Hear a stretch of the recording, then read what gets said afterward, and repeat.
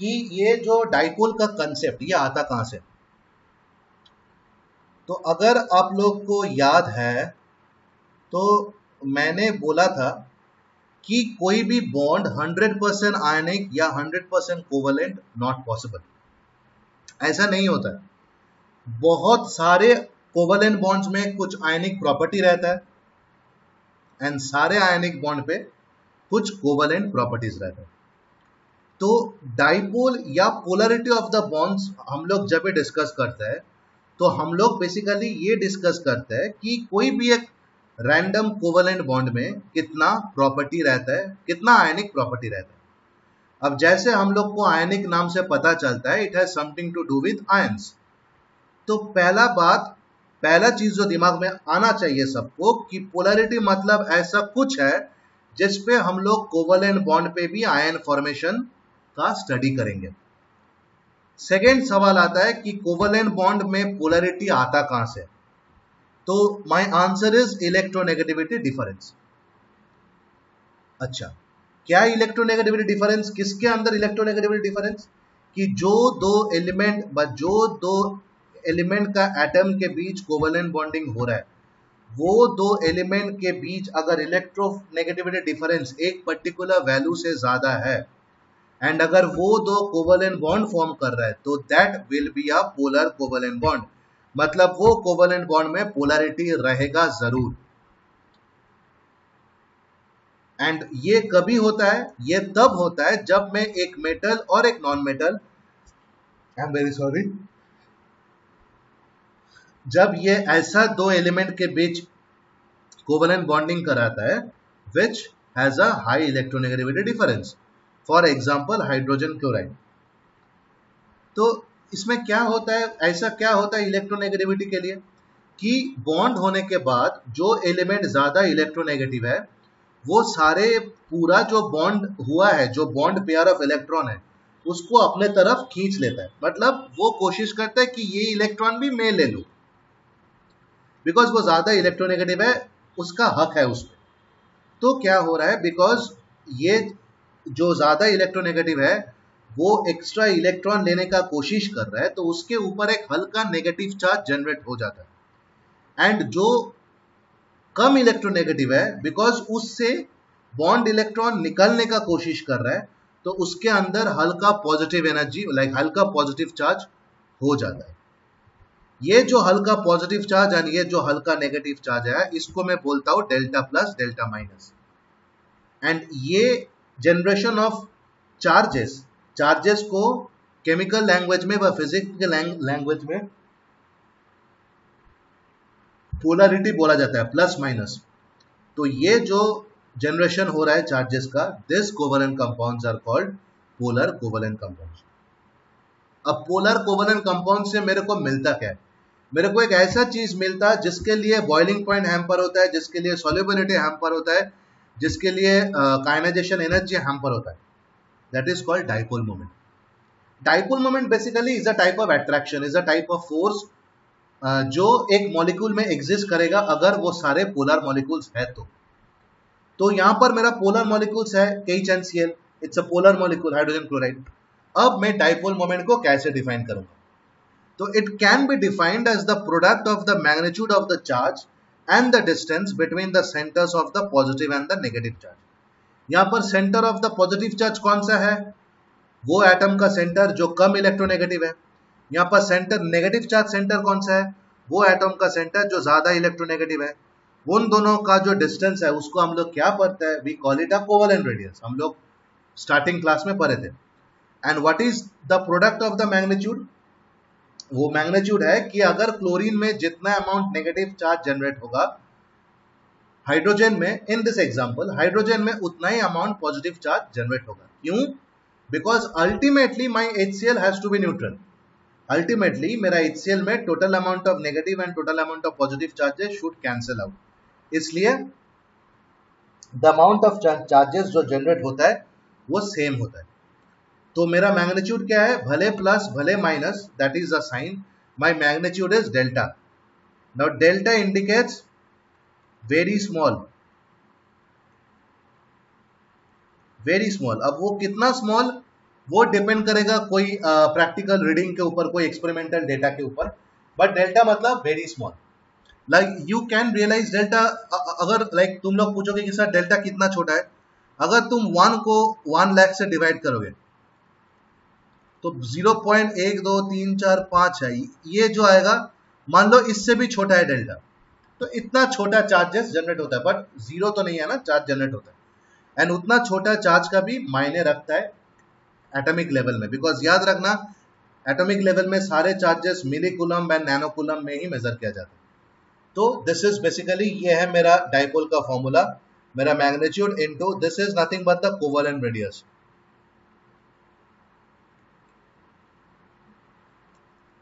And इसको लिखा जाता है म्यू, जैसे लेंथ को लिखा जाता है एल, वॉल्यूम को लिखा जाता है वी, तो डाइपोल मोमेंट को लिखा जाता है म्यू। जैसे लेंथ का यूनिट है मीटर, वॉल्यूम का unit is metre cube, dipole moment का unit is D, D stands for divide. What is debye? Debye is 3.3 into 10 to the power minus 30. It is not centimeter. This is coulomb meter. Why coulomb? Because coulomb is the unit of charge, meter is the unit of covalent distance. दोनों को multiply कर दिया हमें, तो it is basically 3.3 into 10 to the power minus 30 coulomb meter, which is called 1 debye. तो dipole moment तो मैं कर लिया। अब बिकॉज मेरे को देख के ही लग रहा है कि इलेक्ट्रोनेगेटिव जो मेंबर है वो अपने तरफ खींच रहा है, तो जब मैं अपने तरफ खींच रहा है तो of course there is a direction which is involved in this quantity. इसलिए मेरा नेक्स्ट पढ़ाई है कि डायरेक्शन ऑफ डाइपोल मोमेंट। तो बेसिकली सीधी भाषा में, अगर मेरे पास दो एलिमेंट है जिसके अंदर कोवेलेंट बॉन्डिंग होता है एंड अगर दोनों में इलेक्ट्रोनेगेटिविटी डिफरेंस है, तो it is very much normal to say that उसमें एक एलिमेंट इलेक्ट्रोनेगेटिव होगा और एक एलिमेंट इलेक्ट्रोपॉजिटिव होगा। कौन सा इलेक्ट्रोपॉजिटिव है? जो लेस इलेक्ट्रोनेगेटिव है, सीधी भाषा में। तो डाइपोल मोमेंट का direction is always from electropositive to electronegative. Dipole moment का direction is always from electropositive to electronegative.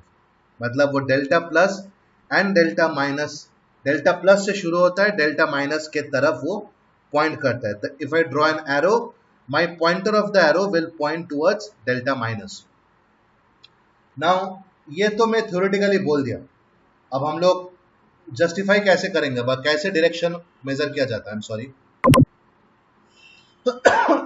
तो let us take an example of, मैं यहाँ पर कर रहा हूँ, let us take an example of ammonia NH3। Ammonia कैसे होता है? आज थोड़ा मेरा वॉइस को एक्सक्यूज करना, हालत खराब है मेरा।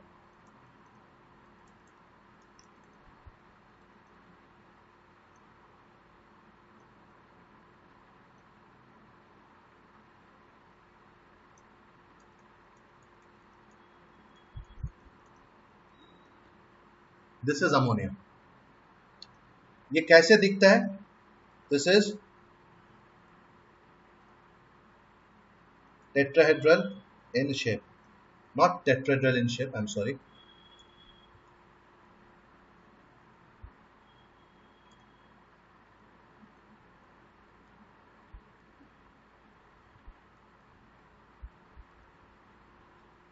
It is basically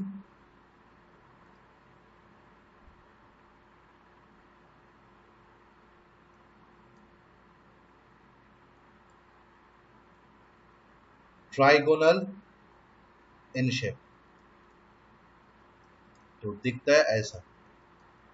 हाँ, शेप कैसे पता चले वो मैं बताऊंगा बाद में। अब इसमें इलेक्ट्रोपॉजिटिव क्या है? Hydrogen is electropositive, nitrogen is electronegative. तो मेरा डाइपोल का डायरेक्शन होगा फ्रॉम इलेक्ट्रोपॉजिटिव टू इलेक्ट्रोनेगेटिव। कैसे शुरू होगा? जहां इलेक्ट्रोपॉजिटिव है वहां से मैं लाइन खींचना स्टार्ट करूंगा, जहां इलेक्ट्रोनेगेटिव है वहां पर मैं रोक दूंगा। तो this indicates negative and this indicates positive. ये प्लस को समझने के लिए यहां पर मैं एक लाइन खींच देता हूं। So this indicates the total symbol how to indicate the direction of a dipole. So let us see.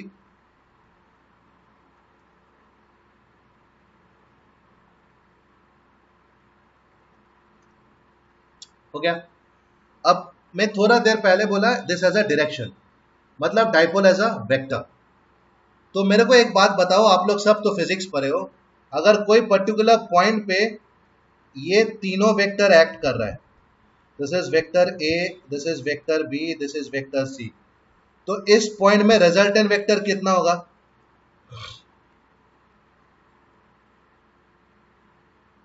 और नहीं तो एक चीज बताओ, अगर ऐसा होता है तो इसके बाद वेक्टर का डायरेक्शन क्या होगा? आप सब मैथ्स में भी शायद अभी तक वेक्टर पढ़ ही लिए होंगे, तो ये कैसा होगा थोड़ा बताओ आप, बिकॉज ये सब फंडामेंटल नॉलेज है, ये आप लोग को याद रखना जरूरी है.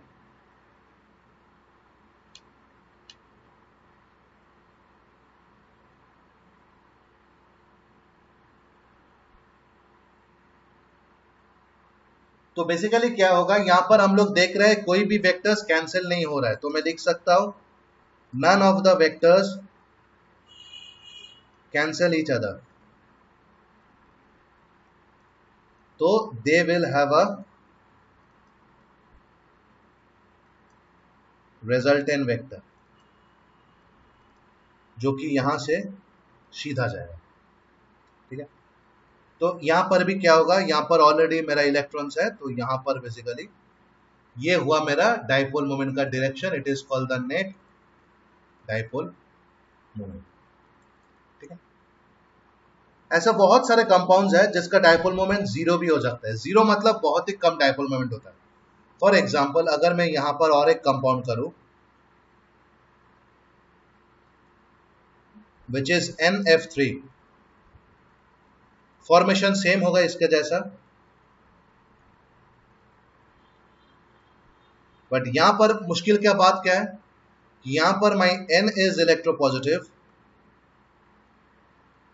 एंड यहां पर माई फ्लोरीन इज इलेक्ट्रोनेगेटिव. तो कैसे होगा? I know the direction, it will be like this.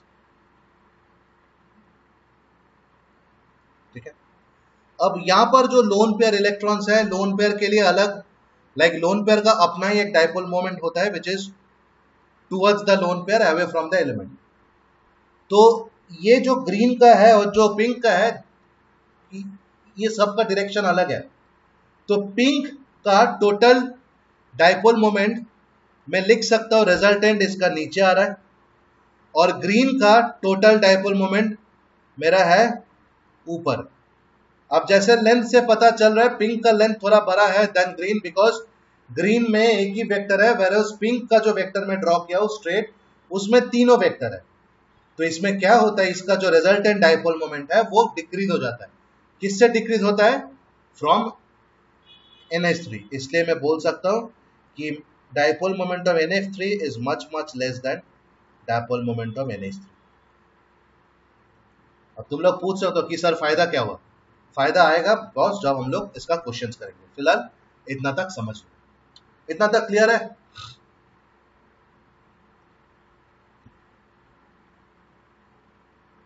Please कोई माइक म्यूट करके यस सर व नो सर बोलो. Yes sir. सर जैसे यहाँ पर एन पे भी बोले कि जो लोन पेयर होता है उसका अपना एक डाइपोल मोमेंट होता है, तो सर फिर ऊपर NH3 में भी तो वो पार्ट ले रहा होगा. हाँ, नेट डाइपोल मोमेंट को ज्यादा करने इसका भी यही, हाँ वो भी तो है ही, बट इस यहां पर मैं कंसिडर नहीं किया बिकॉज जिस डायरेक्शन में इलेक्ट्रॉन का डाइपोल जा रहा है उसी डायरेक्शन में तुम्हारा नेट डाइपोल भी जा रहा है, तो इट इज बेसिकली ठीक है. ठीक है, यस सर. नेक्स्ट इज ये हम लोग क्या पढ़े, ये हम लोग पढ़े कि covalent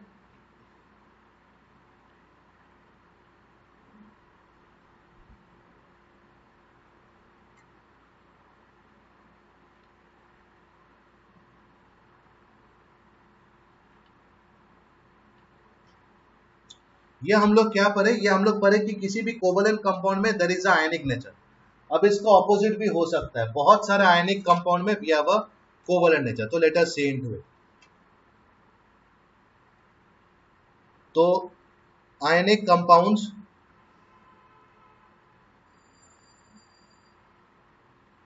has partial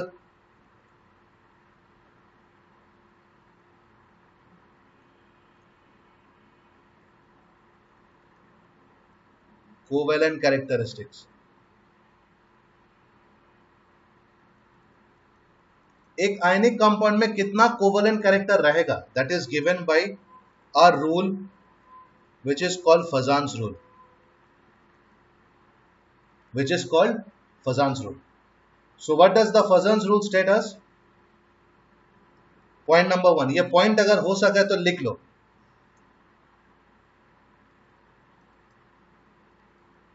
Smaller the size of cation and larger the size of anion, greater is the covalent character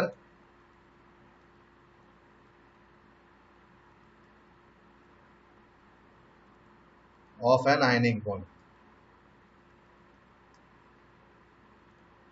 मतलब अगर मेरे पास ऐसा कोई आयनिक बॉन्ड है जिसमें कैटायन का साइज छोटा है एंड कैनायन का साइज बहुत बड़ा है, तो वो जो आयनिक बॉन्ड होता है उसमें भी बहुत सारे कोवेलेंट कैरेक्टर कहा जाता है। अच्छा, greater the charge on cation, greater is the covalent character.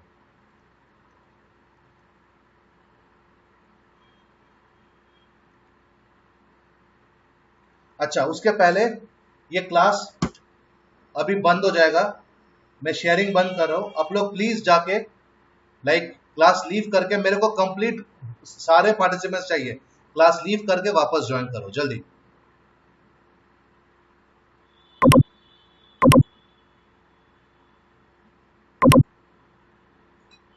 अरे आमोन,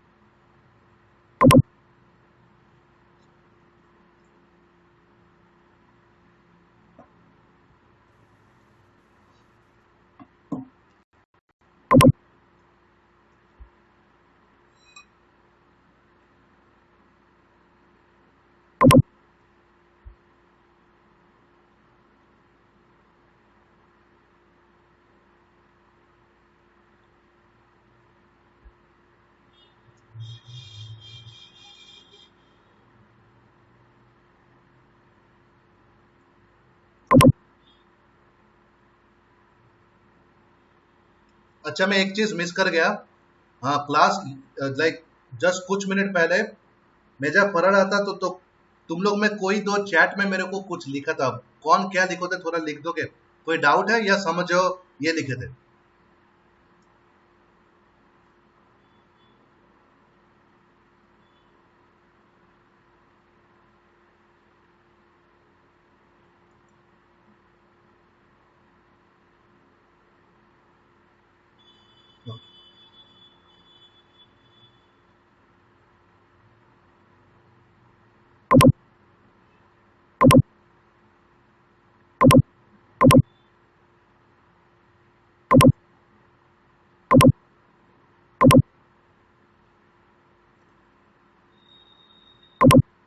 या तो greater the charge on cation, greater is the covalent character.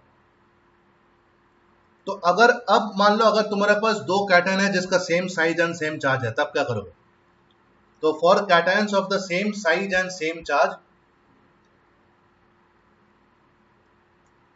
For cations of same size and same charge, अगर same charge and same charge है तो the cation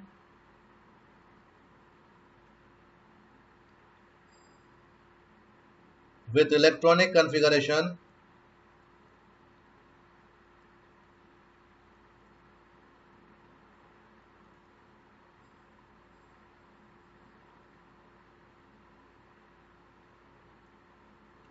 n-1 dNns0, which is a typical of transition metals,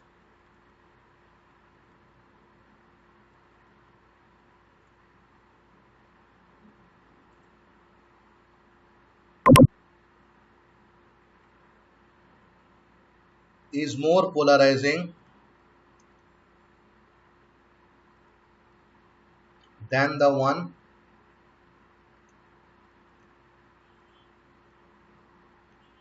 with a noble gas configuration NS2NP6। मतलब अगर तुम्हारे पास दो cation है जिसका size same है, जिसका चार्ज भी सेम है, तो अगर ऐसा कुछ है तो इसमें एक चीज तो गारंटी है, इसमें एक कैटायन का कॉन्फ़िगरेशन इससे मैच करेगा, दूसरा कैटायन का कॉन्फ़िगरेशन इससे मैच करेगा, इससे अलग हो ही नहीं सकता। तो अगर ऐसा है तो जिसमें डी ऑर्बिटल में कुछ भी इलेक्ट्रॉन है वो ज्यादा पोलराइजिंग होगा देन जिसमें डी ऑर्बिटल नहीं है, because d orbitals are more polarising than an orbital. अब तुम बोलोगे कि सर आपको कैसे पता? बिकॉज मैं आऊंगा, मैं थोड़ा देर रुको, मैं आऊंगा। तो अब मैं जो यहां पर बोल रहा हूं कोवेलेंट कैरेक्टर, कोवेलेंट कैरेक्टर, तो बॉस ये होता क्या है? कोवेलेंट कैरेक्टर होता है कि कोवेलेंट बॉन्ड में क्या होता है कि इस फेनोमेनन के लिए पोलैरिटी होता है कि जो ज्यादा इलेक्ट्रोनेगेटिव है वो अपने तरफ बॉन्ड को खींचता है, तो मेरा पोलैरिटी हो गया। अब आयनिक कंपाउंड में ऑलरेडी पोलैरिटी है बट क्या नहीं है? बॉन्ड खींचने वाला प्रॉपर्टी, बट वो बेसिकली अभी यहां पर मैं बोल दिया। आयनिक में भी जो एनायन है वो क्या करता है? वो बॉन्ड को अपने तरफ खींचता है। तो उसमें क्या होता है? उसमें जो चार्ज डेंसिटी होता है वो और भी बढ़ जाता है। कितना थ्योरेटिकली कितना चार्ज डेंसिटी रहना चाहिए और प्रैक्टिकली पोलराइज होने के बाद कितना चार्ज डेंसिटी है, ये जो मैं मेजर करूं तो उस पे मेरे को निकल जाएगा कि मेरा कितना कोवेलेंट कैरेक्टर है। तो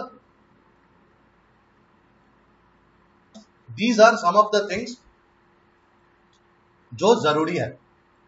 तो हम लोग फिलहाल क्या पढ़े? अच्छा, हम लोग इतना पढ़ क्यों रहे थे? हम लोग इतना पढ़ रहे थे बिकॉज कोसेल लुईस का जो कंसेप्ट है उसको ब्रेक करने के लिए। अब कोसेल लुईस कंसेप्ट क्या दिया था कि odd electron molecules, expanded octet, an octet of short माने insufficient octet, shape and formation of compounds of noble gases, ये 5 पॉइंट को जस्टिफाई नहीं कर पाया था। उसके लिए मेरे को बहुत सारे रूल्स पढ़ना था, बट वो रूल्स पढ़ने के लिए ये था मेरा इंट्रोडक्टरी क्लास। इसमें हम लोग क्या पढ़े?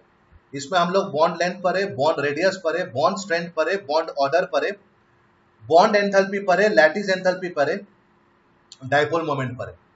ये 7 थिंग्स वी हैव रेड सो फार। अब मैं आ रहा हूं मेरा नेक्स्ट जो थ्योरी, जिसके ऊपर मैं केमिकल बॉन्डिंग को एक नया नजारा देने वाला हूं। तो that theory is called VSEPR theory.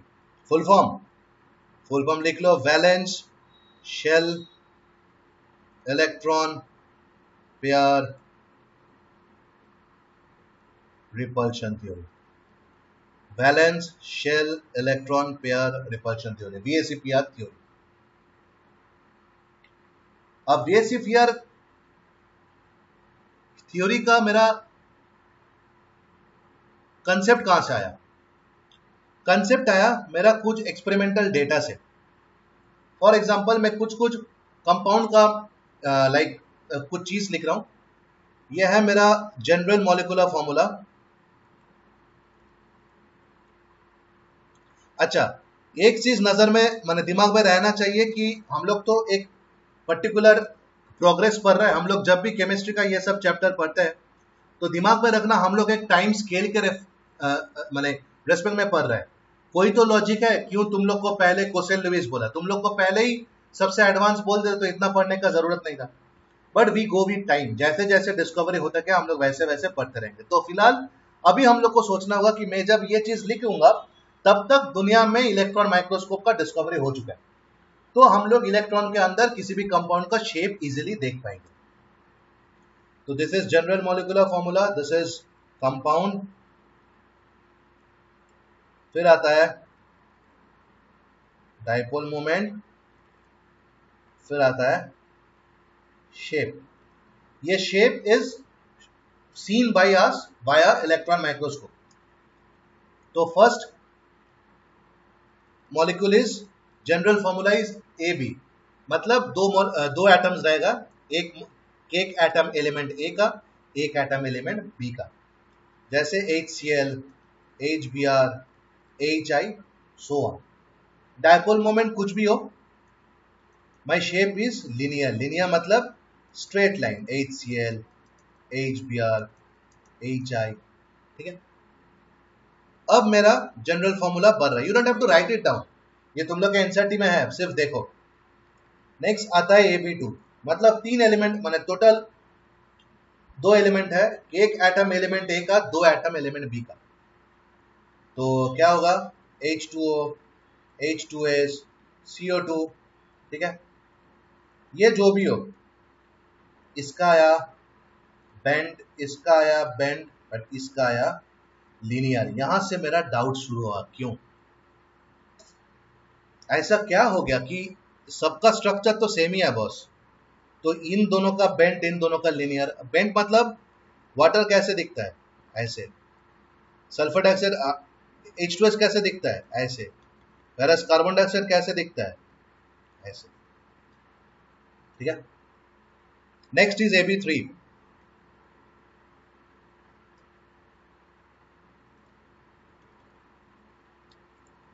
some examples are NH3,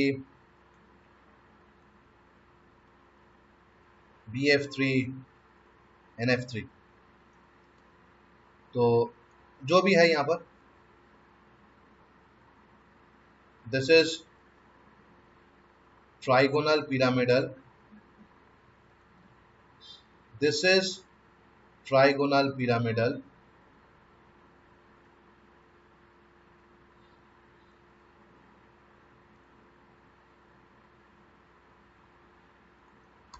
and this is trigonal planar. कैसे, हाउ, राइट। तो ये सारे जो डेटा है, ये तो एक्सपेरिमेंटल डेटा, तो कुछ तो गड़बड़ है boss, because same molecular formula का सेम शेप नहीं होता है। ये जो डाउट, इसको सॉल्व करने के लिए ही हम लोग जो नया थ्योरी का सहारा लेंगे, that is called VSEPR theory. तो इसका कुछ कुछ पोस्टुलेट्स है, पोस्टुलेट मतलब main points, let's write it down. ये लिखो मेरे साथ, postulates of VSEPR theory. Give me 2 minutes।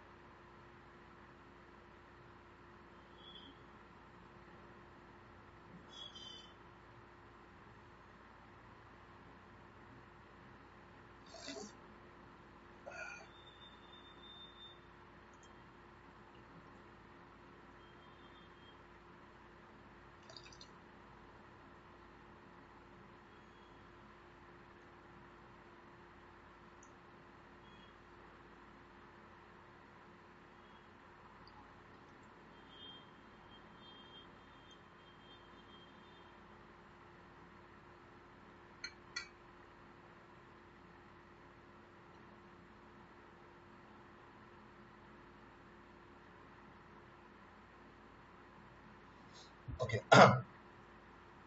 Yeah.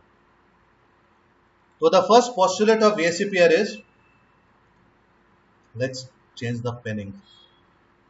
इसको थोड़ा डीप ब्लू कर लेते हैं. This is better. नहीं, सॉरी, दिखाई नहीं दे रहा.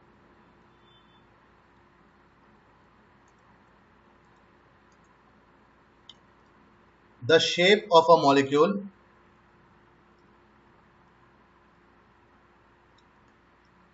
depends upon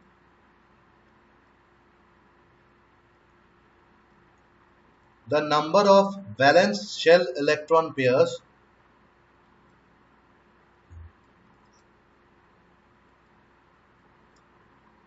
bonded or non-bonded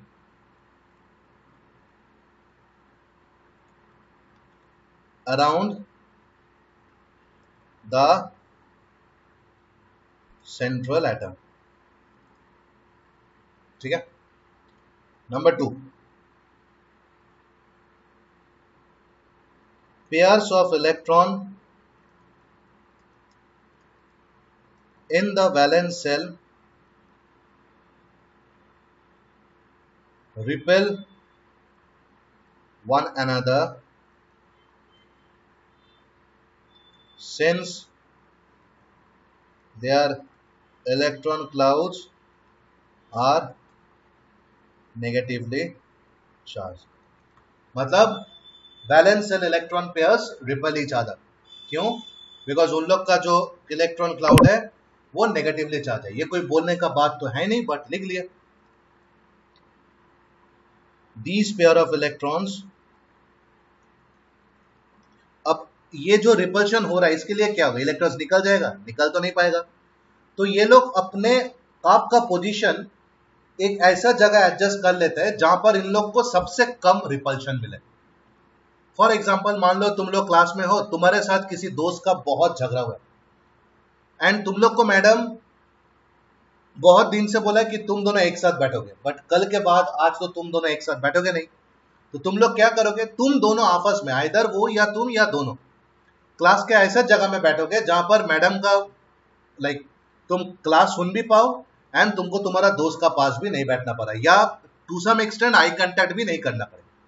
तो ये तुम क्या करो? ये तुम्हारा जो पोजीशन है तुम इसको चेंज कर लो, ऑल्टर कर लो. यहां पर भी the pair of electrons tend to occupy positions where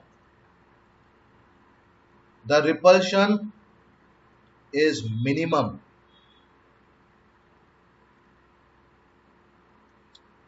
and जिस पोजीशन में एंड तुम तुम्हारे दोस्त से जिस डिस्टेंस में बैठोगे सो दैट तुम और तुम्हारे दोस्त के बीच कोई आई कांटेक्ट भी ना हो, that is the largest possible distance between you and your friend. यहां पर भी this positions like this distance is the largest possible distance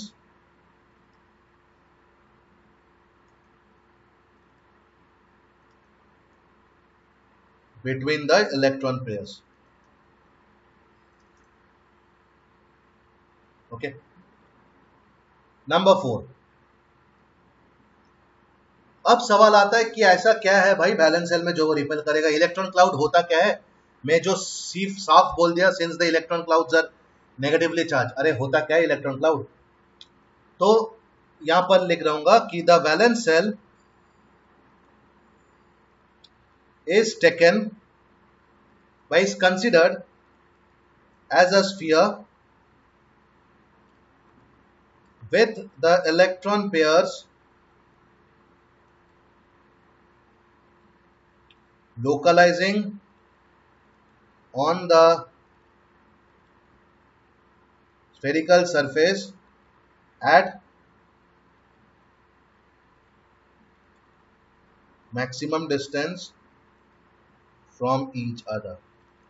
सीधी भाषा में वैलेंस शेल एक स्फीयर जैसा हम लोग कंसिडर कर सकते हैं जिसका सरफेस में इलेक्ट्रॉन्स रहता है पेयर में, बट एक इलेक्ट्रॉन पेयर दूसरे इलेक्ट्रॉन पेयर से काफी दूर रहता है, सो दैट उन दोनों के बीच रिपल्शन नहीं हो। अगर आपस में झगड़ा होगा तो फिर तो रिपल्शन होगा ही होगा। तो आपस में झगड़ा कम करने के लिए आपस में ही बहुत डिस्टेंस बना के रखना चाहिए। नेक्स्ट, क्या होगा अगर मल्टीपल बॉन्ड का हम लोग सामना करें तो? सिंगल बॉन्ड तक तो समझ में आया, क्या अगर मल्टीपल बॉन्ड हम लोग समझ गए तो? लाइक अगर ऐसा बहुत सारे कंपाउंड है ना जिसपे मल्टीपल बॉन्ड होता है, जैसे अमोनिया मल्टीपल, जैसे नाइट्रोजन मॉलिक्यूल वहां पर ट्रिपल बॉन्ड होता है, ऑक्सीजन मॉलिक्यूल वहां पर डबल बॉन्ड होता है। तो हम लोग लिखेंगे multiple bond is treated as if it is a single electron pair and the 2 or 3 electron pairs in a multiple bond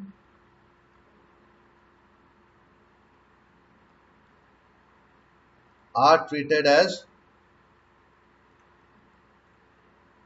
super electron pairs. अब सुपर इलेक्ट्रॉन पेयर का कंसेप्ट मैं थोड़ा देर बाद आता हूं।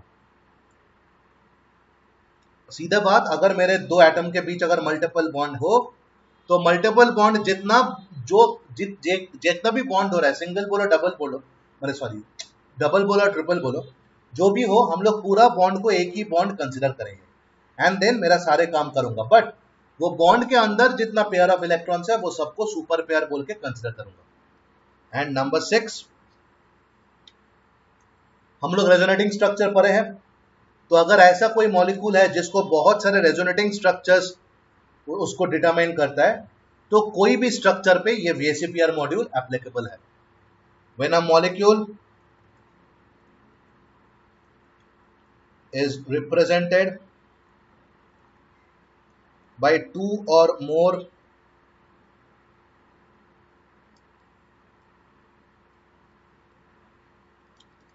resonating structures, then the VSEPR model is applicable to any such structure.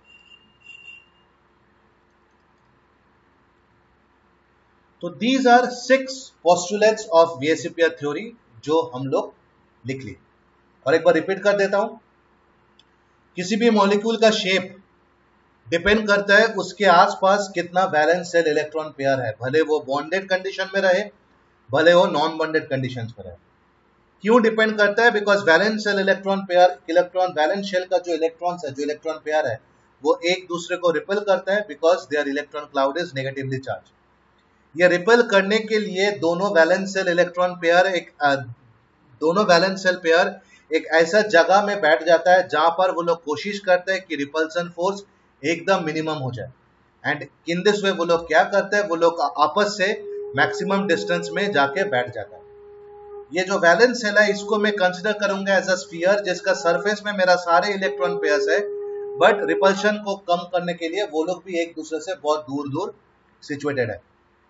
अगर मेरे कोई मल्टीपल बॉन्ड है, मान लो डबल और ट्रिपल बॉन्ड, वहां पर भी हम लोग मल्टीपल बॉन्ड को सिंगल बॉन्ड जैसा ट्रीट करेंगे एंड वो मल्टीपल बॉन्ड के अंदर जितना इलेक्ट्रॉन पेयर है सबको मैं सुपर इलेक्ट्रॉन पेयर जैसा ट्रीट करूंगा। एंड 6th इज, अगर ऐसा कोई कंपाउंड है या ऐसा कोई मॉलिक्यूल है जिसको 2-3 रेजोनेटिंग स्ट्रक्चर्स मिलके उसको डिफाइन करता है, तो VSEPR मॉड्यूल कोई भी एक रेजोनेटिंग स्ट्रक्चर पे एप्लीकेबल है। Is the 6 points clear?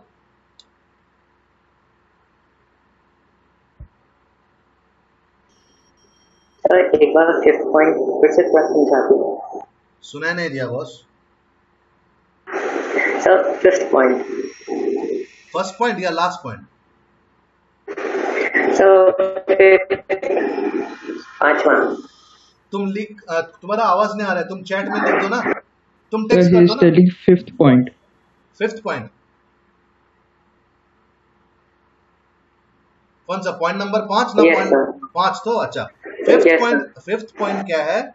Fifth point ये बोल रहा है कि अगर तुम्हारे दो एटम के बीच या दो एलिमेंट के बीच अगर मल्टीपल बॉन्ड हो रहा है, मान लो डबल बॉन्ड है ट्रिपल बॉन्ड, तो वहां पर हम लोग कितना वैलेंशियल इलेक्ट्रॉन पेयर कंसिडर करें, तो वो बोला है कि जितना भी बॉन्ड हो हम लोग एक ही इलेक्ट्रॉन पेयर कंसिडर करेंगे, एंड वो ओरिजिनली जितना इलेक्ट्रॉन पेयर है उसको हम लोग सुपर पेयर कंसिडर करेंगे। वो क्या है वो मैं बाद में बताऊंगा। ठीक sir.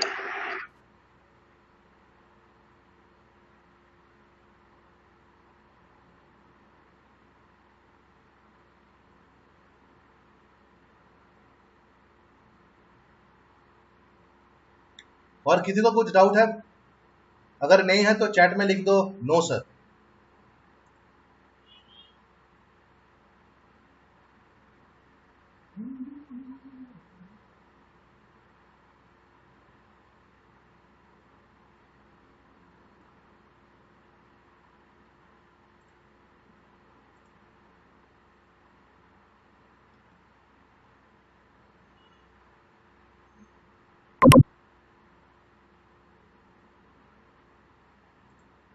Good.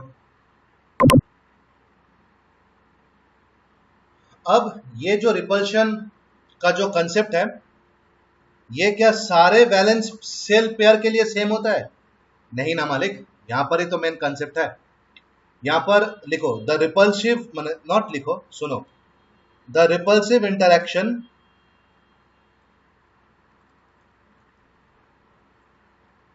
of electron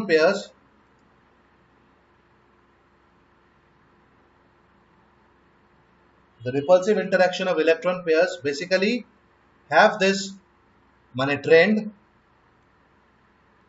lone pair repulsion सबसे ज्यादा होता है, उसके बाद लोन पेयर बॉन्ड पेयर का रिपल्शन सबसे ज्यादा होता है, उसके बाद बॉन्ड पेयर का रिपल्शन सबसे ज्यादा होता है।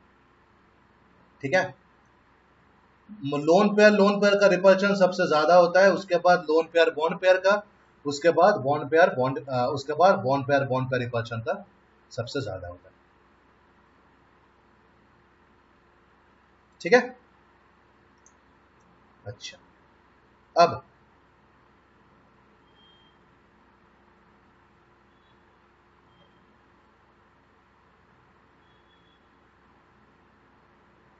अब तुम जब किसी रैंडम मॉलिक्यूल को कंसिडर करोगे तो तुमको कैसे पता होगा कि कहां पर लोन पेयर है, कहां पर लोन पेयर नहीं है, कहां पर बॉन्ड पेयर तो है ऑलवेज, कहां पर लोन पेयर है, कहां पर लोन पेयर नहीं है। तो जब भी तुमको मॉलिक्यूल मिलेगा तो अकॉर्डिंग टू वीएससी पर theory we have to do two things. क्या करना होगा कि मेरे को मॉलिक्यूल को डिवाइड करना होगा। सारे वीएससीपीआर के कॉन्सेप्ट के मुताबिक मैं सारे मॉलिक्यूल्स को दो पार्ट में डिवाइड कर रहा हूं। एक, molecules where central atom has no lone pair, मतलब जहां पर सेंट्रल एटम में कोई भी लोन पेयर इलेक्ट्रॉन्स नहीं रहता। And second, central atom contains one और मोर लोन पेयर्स। ठीक है, तो let us take some examples. मैं यहां पर टेबल में, अच्छा मैं जस्टिफाई करता हूं कि क्यों यहां पर शेप का गड़बड़ था। CO2 पहले मैं करता हूं वाटर, H2O। हम लोग कैसे किया है सॉल्व? हम लोग किया है 1 2 3 4 5 6, हो गया मेरा H2O, राइट। अब ये लोन पेयर है, ये बॉन्ड पेयर है, ये लोन पेयर है, ये बॉन्ड पेयर है। ये दोनों लोन पेयर तो एक दूसरे का ऑपोजिट है, बट ये lone pair bond pair interact होगा, राइट। इंटरैक्ट होने से क्या होगा, यह स्ट्रेट नहीं रहेगा, ये क्या होता है, ये बेंड हो जाता है और दोनों लोन पेयर यहां आ जाता है, ये बेंड हो जाता है। इसलिए इसका शेप बेसिकली स्ट्रेट नहीं है, बेंड है। ये क्यों होता है? बिकॉज यहां पर my central atom consist of one और मोर लोन पेयर्स। अब मान लो carbon dioxide, C double bonded O double bonded O, ठीक है, 1 2 3 4, 1 2 3 4। अब मैं क्या बोला था, इसको मैं एक कंसिडर करूंगा, इसको मैं एक कंसिडर करूंगा, राइट। एंड ये सारे चीज हो रहा है with respect to the central metal atom, because पहला पॉइंट नोटिस करो VSE पेयर का, the shape of a molecule depends upon the number of valence of electron pairs around the central atom. बाकी किसी में रहे मेरे को नहीं परवाह, कार्बन के ऊपर सेंट्रल, ये जो कार्बन सेंट्रल एटम है यहां पर लोन पेयर नहीं है, इसलिए दिस इज लीनियर। अगर यहां पर लोन पेयर होता it would have been bent. यहां तक समझ में आया?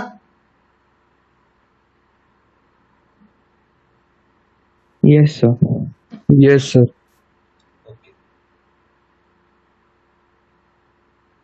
नाउ और एक था यहां पर NH3 and BF3। NH3 trigonal pyramidal, BF3 trigonal planar. Let's see, पहले BF3 ड्रॉ करता हूं। BF3 क्या हो गया, सॉरी सॉरी सॉरी सॉरी,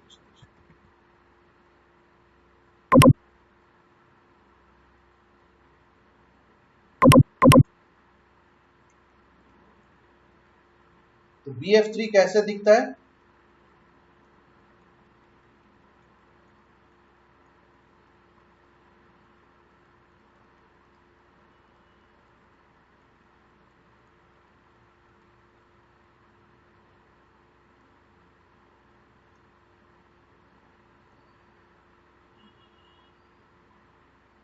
ठीक है,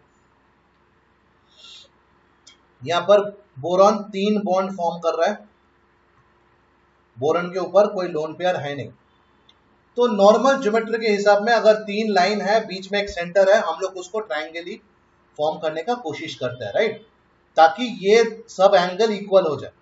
बिकॉज ये यहाँ पर 180 है, ये 90 है, ये 90 है, but same type of bond, अलग type of angle, not possible. Not possible क्या है, ये तो होता नहीं है ना। तो हम लोग क्या करते हैं, इसको हम लोग ट्रायंगल में डिवाइड कर लेते हैं। ट्रायंगल डिवाइड क्या मतलब, हम लोग इसको क्या करता है, बी एफ एफ एफ, सीधा ट्रायंगुलर है, जहां पर ये 120 है, ये 120 है, ये 120 है। अब आता हूं मैं NF3। NF3 भी सेम है, बट यहां पर एक लोन पेयर है, तो ये लोन पेयर इसको धक्का मारेगा, ये लोन पेयर इसको धक्का मारेगा, ये इसको धक्का मारेगा, ये इसको धक्का मारेगा, एंड बहुत सारे यहां पर इंटरैक्शंस होता है। इंटरैक्शंस होने के बाद ये क्या हो जाता है, ये आ जाता है मेरा N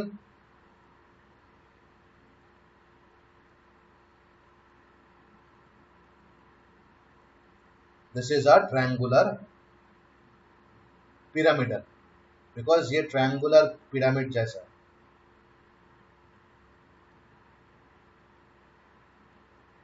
ये ट्रायंगुलर पिरामिड जैसा है, whereas ये प्लेन ट्रायंगल जैसा। ठीक है, तो ये डिफरेंस इन शेप क्यों हुआ, because of this lone pair interaction, bond pair interaction. Clear है?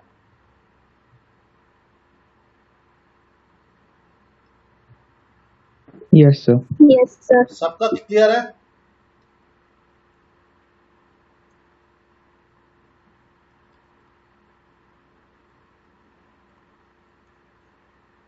तो आप लोग का होमवर्क इज, आप लोग ये चैप्टर तो अच्छे से पढ़ के आइएगा, मैं नेक्स्ट क्लास पूछूंगा which is Thursday, and read table 4.6 very carefully. यहां पर सबका 4.6 एंड 4.7 बहुत अच्छे से पढ़िएगा आप लोग, बिकॉज ये थ्योरी में और कुछ है नहीं, इसके बाद इज एग्जाम्पल्स, एंड ऑल्सो 4.8।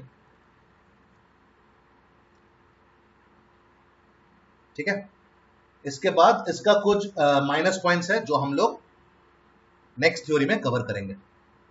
ठीक है, तो शेयरिंग बंद कर रहा हूं। आई होप क्लियर है सबको।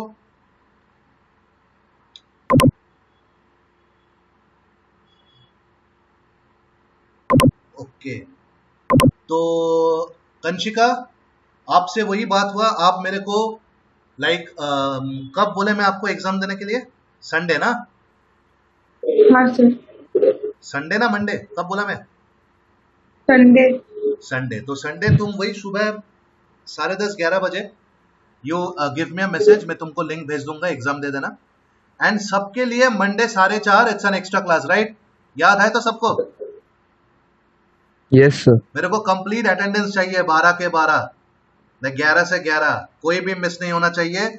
सिल्फा नहीं है, शी टेक्सटेड में, उसका तबीयत खराब है, तो इन्फॉर्म सिल्फा टू। मैं ग्रुप में आज ही बोल दे रहा हूँ, ठीक है?